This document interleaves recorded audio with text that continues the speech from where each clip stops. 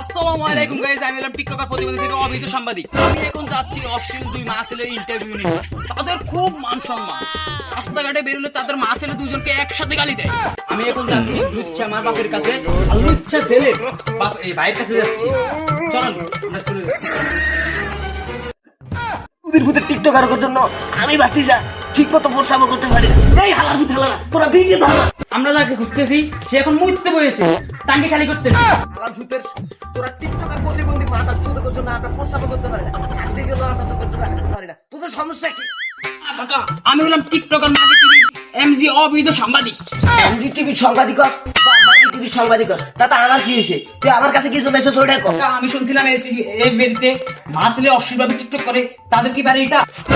আস্তাগফিরুল্লাহ, নাউযুবিল্লাহ, তওবা তওবা। এই হালার ভূততে আমার লুচ্চা বল লুচ্চা বলার কথা কইতাছে।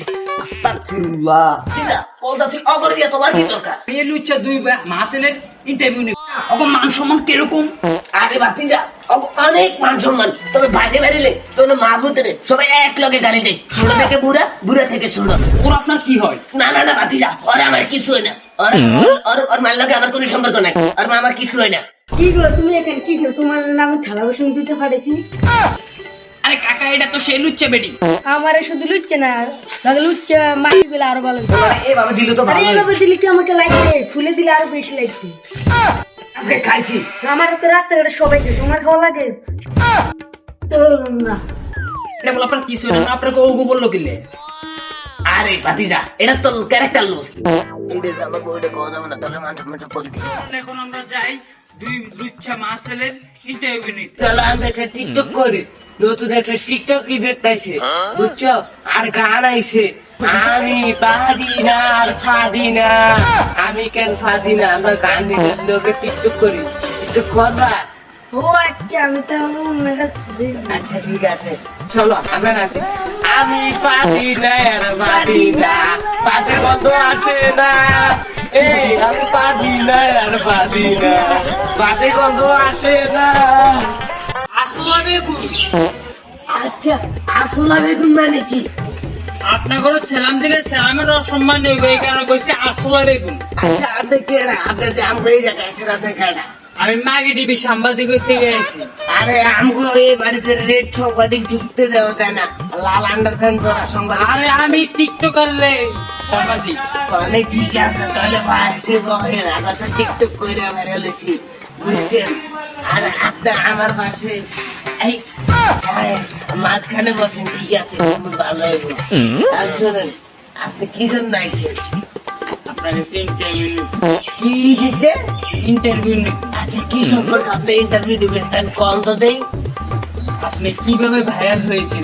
আরে আমি তো ভাইরালে যাই, আমি সম্পূর্ণ ভাইরাল হয়েছি আমার মায়ের উপকৃত সেই অভিনয়ের কারণে। প্রথমে আমরা ভালো করে একটা ভিডিও বানাইতাম, কেউ আমার টিকটকে ফোন দিত না, কুত্তা গরু ছাগল কোনোটা ফোন দিত না। পরে বুঝতে পারলেন, আমরা খুব সুন্দর ভাবে আমি আর মা এইভাবে ধরাধরি করে খুব সুন্দর ভাবে টিকটক ভিডিও বানানো শুরু করলাম। আর টিকটক ভিডিও বানাতে এখন দেখি সুপার হিট আমাদের ভিডিও। সবাই রোল করে টোল করে, আবার দেখি পারাবি কি বিয়াল সবাই আমাদের নিয়ে রোস্ট করে। তাতে কি হয়েছে? আমি কি বাল ছেড়ে গেছি, আমরা তো ভাইরাল। আর আমগো আমার আম্মু কিন্তু দেখতে অনেক কিউট। এই আপনার আমার আম্মুর পাশে প্রিয় সুধী দর্শক, আপনারা দেখছেন এখন মা ছেলে কি সবাই টিকটকার রোস্ট করে বা কিছু ভিডিও করে ভাইরাল হয়েছে। এখন আপনারা দেখবেন তাদেরকে কমেন্টে কিভাবে করে, কিভাবে সম্মান দেয় তাদের কমেন্টে। বলেন তো। আসলে আমগরে সবাই অনেক সুন্দর ভাবে কমেন্ট আর অনেক ভালো সম্মান দেয়। এই মনে করেন যে কমেন্ট করলো কেউ যে তোর মারে বিয়ে দিবি, তোর মাকে আইফোন দেবো, তোকে আইফোন দেবো। একবার আমি আমার মাকে আইফোন দেওয়ার কথা বলছে, আমি আমার মাকে তাই সে বেড়ার কাছে বিয়ে দিতে গেছি, বুঝছো?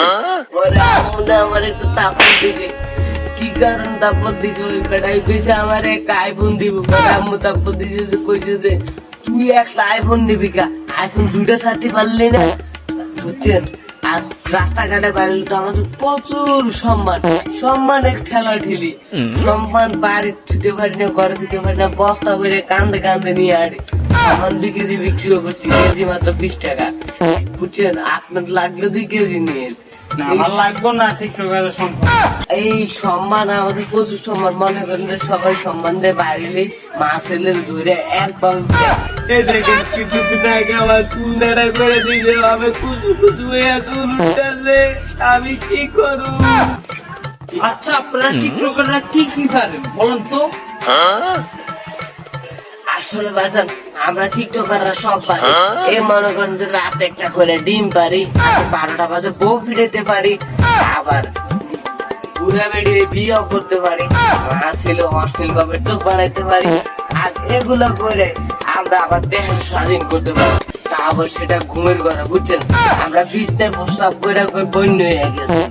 আর মনে করেন যে টয়লেটে হাগু করে, হ্যালো গাইস আমি আজকে 2 কেজি হাঁটছি, দেখেন আমার গুগুলা কত লাল, আমার গুগুলা কত হলুদ, উফ কি গন্ধ। আর যদি পাদে গন্ধ না থাকে তাহলে আমরা টিকটক করি বলি গাইস আমার পাদে না কোনো গন্ধ নাই। কি কারণে হচ্ছে না গন্ধ? আগে আগে পাদে অনেক গন্ধ হচ্ছে, এখন পাদে কোনো গন্ধে নাই। তারপরে মনে করেন যে আমরা আবার পুরুষ থেকে বেডি হইয়া বেডি সাইজা আবার কোমর তুলে নাচতে পারি, আমরা সব পারি। আমরা টিকটকাররা হাতে এমন কোনো কাজ নাই। আমরা আবার পুরুষ, আমরা আবার কলা গাছে সার্জারি করে জাম গাছে পরিণত করতে পারি। আমরা টিকটকাররা কিন্তু সব পারি।